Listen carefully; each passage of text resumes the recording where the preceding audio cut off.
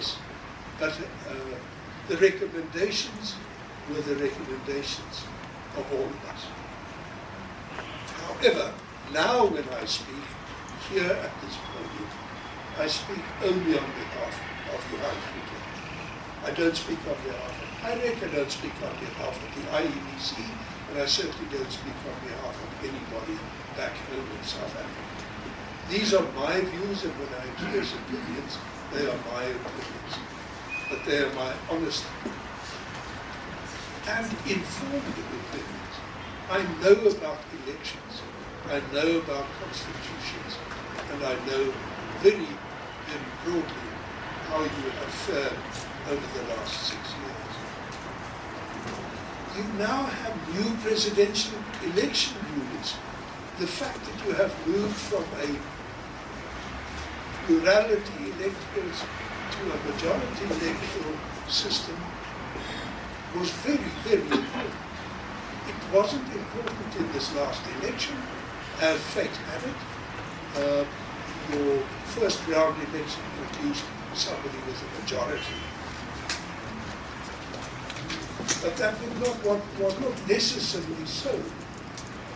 In fact, I worked in Maldives last year, where they have a majority presidential system, like on the French model, where you've got to have a runoff if nobody gets 50% plus one in the first round.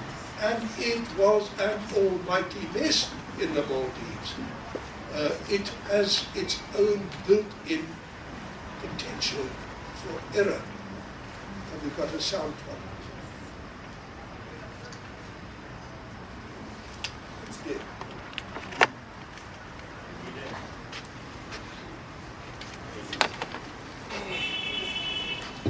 Shall I speak up for a while?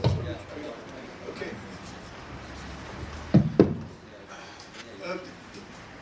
The elections in Maldives were perfectly good technically and ultimately ended up politically pretty unsatisfactory, largely because of the runoff system that they had introduced and the interference of a judiciary that was not up to the job. You don't have that. You're very much better off than they are. Your electoral system is fine. Your electoral management body is fine. And your electoral adjudication body is fine.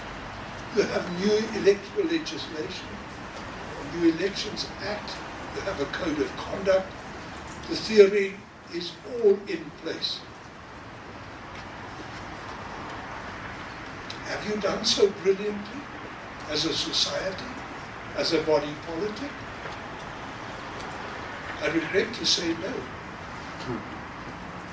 You can do a darn sight better, and you ought to do a darn sight better.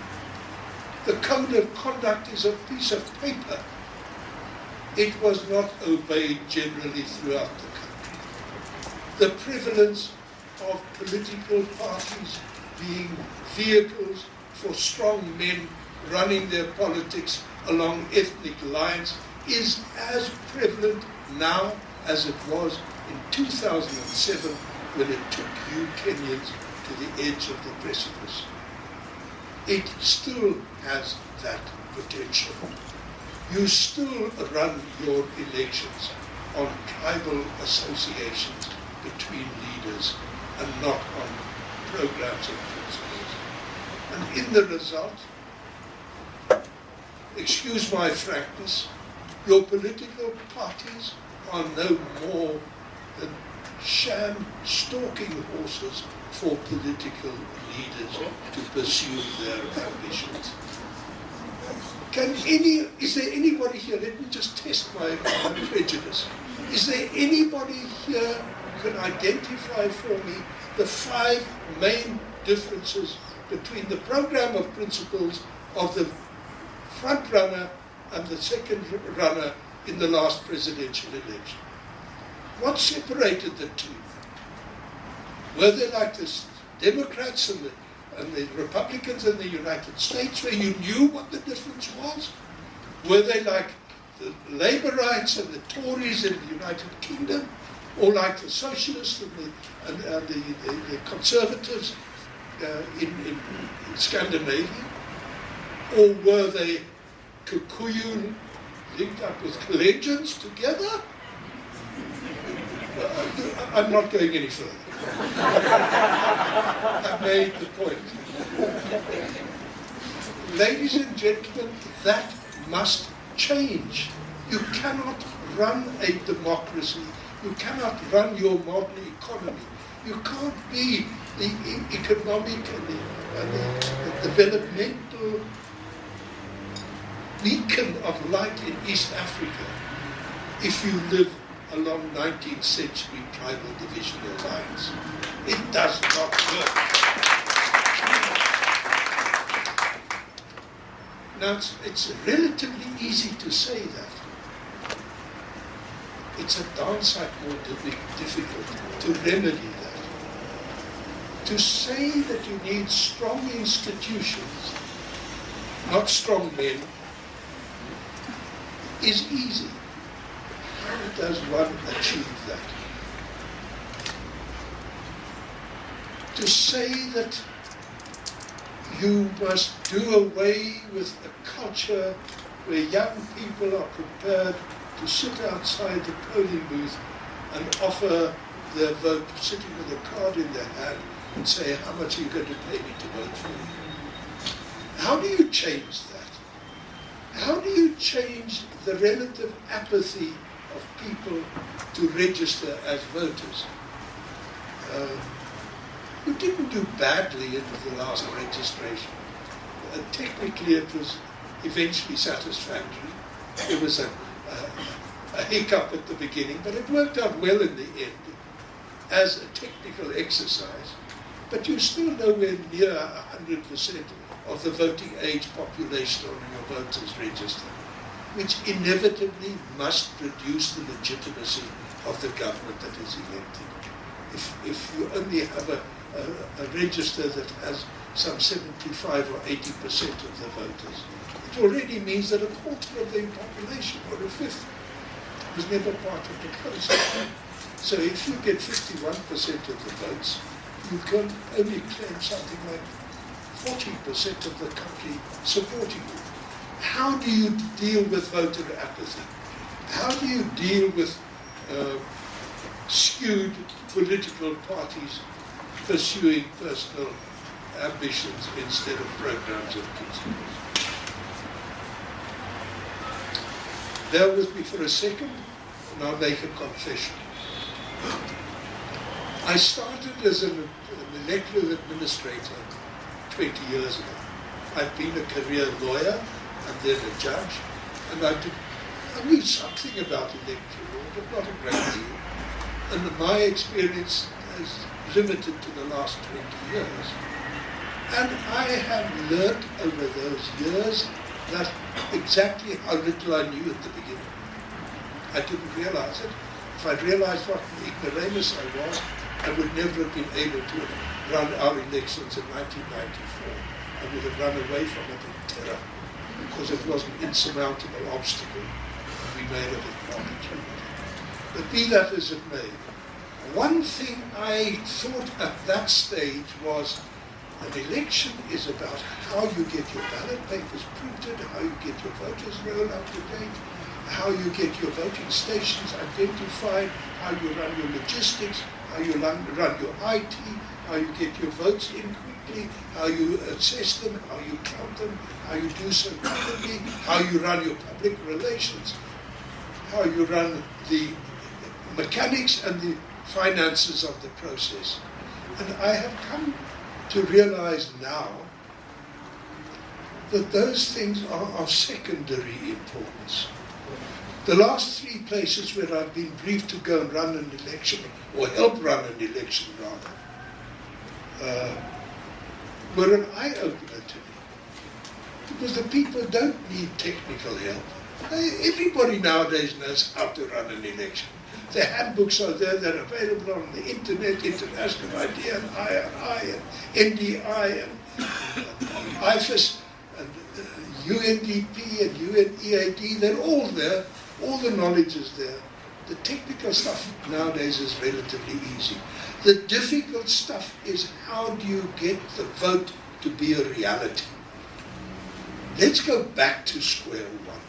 Why is it that everybody nowadays, except 3 or 4 old dictatorships around the world, why does everybody hold elections? We profess that elections reinforce, articulate, demonstrate the dignity of men and women. Elections recognize the right of individual citizens of a country to participate in the governance of their country because we respect them. They are unique creatures. They are men and women who express their own views and whose dignity as human beings must be recognized by acknowledging that all power of the state ultimately emanates from them. Is that true in Kenya? Is it appreciated by everybody sitting in this room? Is it appreciated by 1/2 of the people serving in Parliament? Is it appreciated at all out there in the hustings among the unemployed youth and the marginalized minority groups? Is their dignity recognized in that what they say really counts? Or is the electoral result, certainly at the presidential level, determined by agreements between elites in advance? Can that young man who sits outside the balloting station with his card in his hand, can he really feel that his voice will count?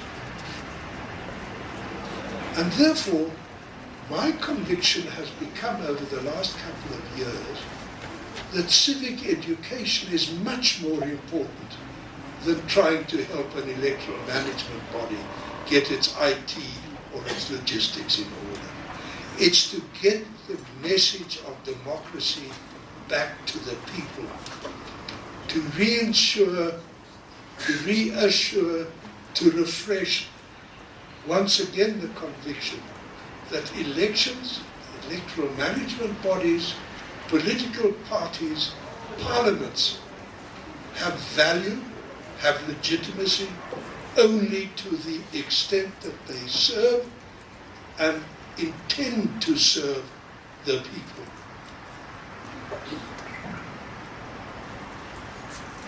Now, when you are doing the kind of workshop self-examination that is being conducted here, may I remind you that it's easy to find fault with what other people have done.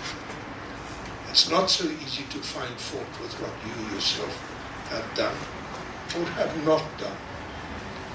May I ask you that in the workshop that ensues, in the evaluation, you do more self-analysis and self-criticism than reciprocal analysis and criticism. And in doing so, you ask yourself, how have I contributed and how should I contribute better in future to the realization of the aspirations of the Constitution that we solemnly adopted in 2010? How can I ensure that in future elections the primary objective is to afford the people, the humble, the mighty, the rich and the poor, the Kikuyu and the Kalenjin, and all of the minorities, a real participatory sense in that process? I urge you to approach this workshop in that spirit of profound respect for the principles of democracy. Thank you for inviting me. Justice Johann Kriegler say, he's actually opened our minds, all of us, because